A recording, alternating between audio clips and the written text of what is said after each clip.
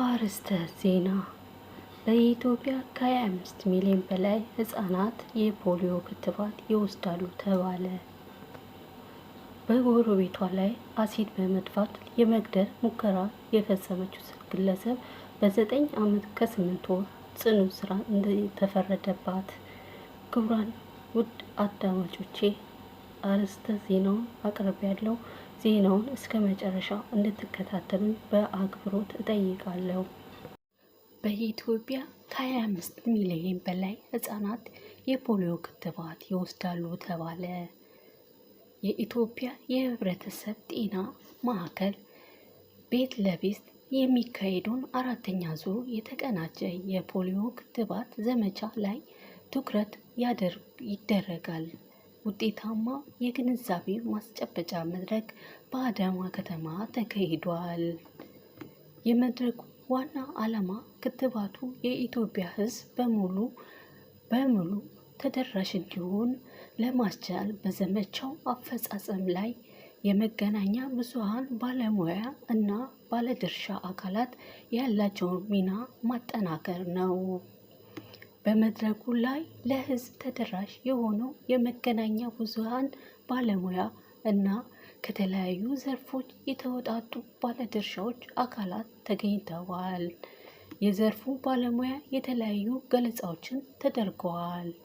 የኢትዮጵያ የህብረተሰብ ጤና ማዕከል ምክትል ዋና ዳይሬክተር ዶክተር መልካሙ አባቴ እንደገለጹት ዘመቻው የፖሊዮ ስርጭት ሙሉ በሙሉ በመካከለኛ ጤናማ ትውልድ ለመፍጠር ወሳኝ ነው ብለዋል።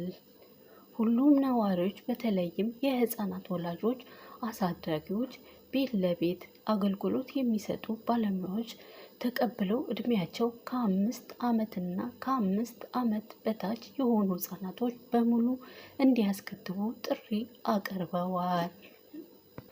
በኢትዮጵያ ከ25 ሚሊዮን በላይ ህጻናት ክትባቱን ይከተባሉ ተብሎ እንደሚጠበቅ እና ክትባቱ በአፍ ጠብታ እንደሚሰጥ ተገልጿል። በክትባቱ ዘመቻው ላይ ስለ ቫይበር በሽታ የግንዛቤ ማስጨበጫ ለህብረተሰቡ እንዲሰጥ ተገልጿል።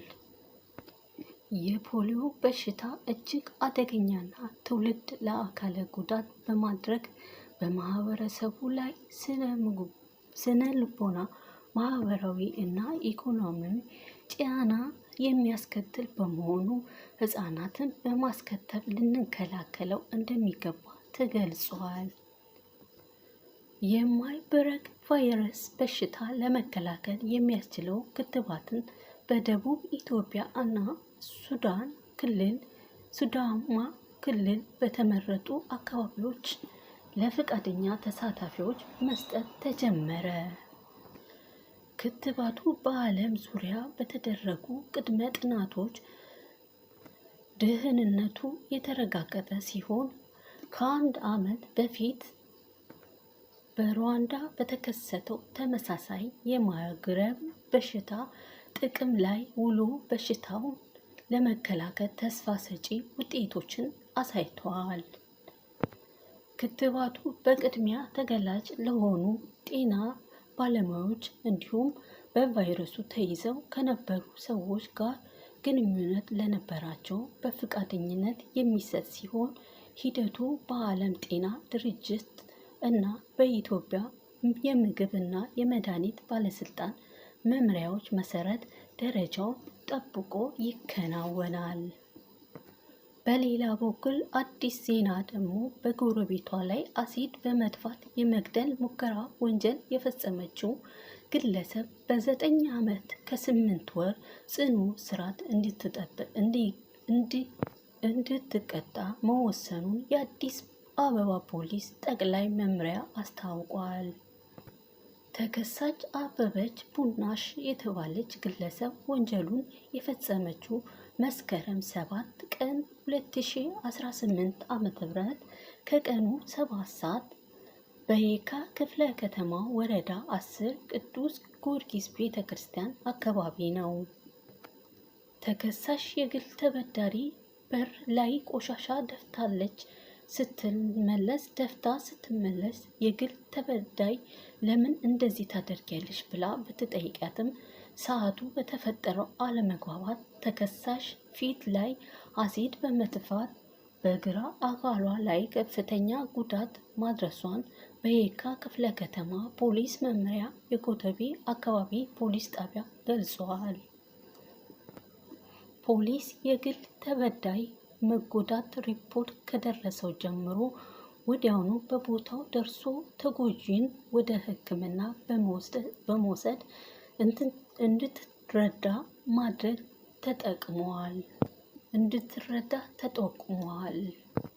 ከሕክምናው ጎን ለጎን ተከሳሿ በቁጥጥር ስር በመዋል ተገቢውን መረጃና ማስረጃ የማሰባሰብ ሂደት እና የምርመራ ስራ ማጠናቀቁን ፖሊስ ጣቢያ አመልክቷል።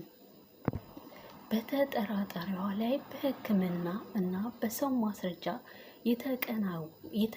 የተጠናከረው የምርመራ ውጤት ለአቃቤ ሕግ ልኳል።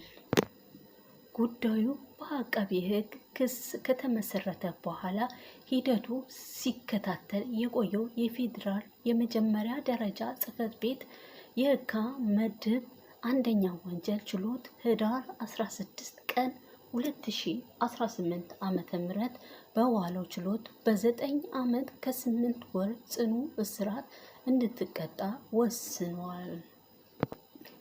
በተለያዩ ምክንያቶች የሚፈጠረው አለመግባባቶችን በስሜታዊነት ወደ ግጭት በመውሰድ በሰው ላይ ጉዳት የሚያደርሱ ግለሰቦችን ከስሜት በጸዳ መንገድ ችግሮቻቸውን በመወያየት መፍትሄ ይኖርባቸዋል ሲል ያሳሰበው ፖሊስ ችግሩን ከአቅም በላይ ከሆነ ወደ ሕግ አካል በመቅረብ በሕግ አግባብ እንዲታይ በማድረግ ራሳቸው ሆነ ሌሎች ከሕግ ተጠያቂነት መጠበቅ እንደሚገባቸው የአዲስ አበባ ፖሊስ ጠቅላይ መምሪያ ያሳስባል። ስለዚህ ውዶቼ ያቀረብኩትን ዜና በሚቀጥለው በሌላ ዜና እስከምንገናኝ ድረስ ቻው።